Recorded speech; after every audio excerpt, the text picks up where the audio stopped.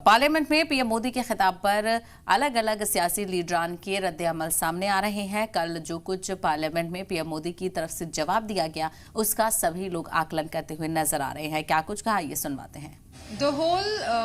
ये रीजन जो है, जो नो कॉन्फिडेंस मोशन लाया गया था, वो मणिपुर में जो इंसिडेंट हुए हैं, जो एक तरह की एथनिक क्लेंजिंग हुई है, उसको लेके था, जहाँ पे कई महिलाओं का रेप हुआ है, जहाँ पे कई बच्चों को मारा गया है, जहाँ पे एक हमारी जो आर्मी की जो एक बुजुर्ग महिला थी, उनको जलाया गया। ऐसे बहुत इंसिडेंसेस हुए हैं।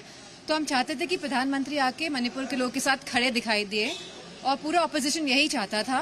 एंड हम सभी प्रधानमंत्री के भाषण के लिए रुके, 2 घंटे तक हमने इंतजार किया, लेकिन एक भी शब्द आदरणीय प्रधानमंत्री जी से नहीं निकला। मणिपुर के साथ लोगों के साथ वो हमें खड़े दिखाई नहीं दिए, इसलिए पूरी ऑपोजिशन ने वॉकआउट किया है।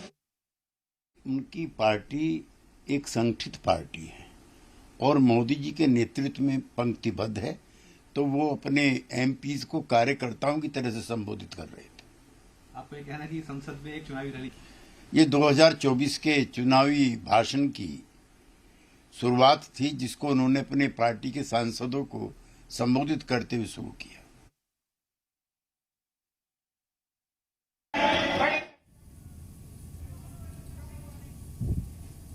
तो आपने देखा कल लोकसभा में जबरदस्त हंगामा देखने को मिला, और उसके बाद जब शाम में पीएम मोदी ने खिताब किया, जवाब दिया तमाम तरह अपोजिशन के सवालों का, उसके बाद से अपोजिशन के लीडरान उस पर भी निशाना साधते हुए नजर आ रहे हैं।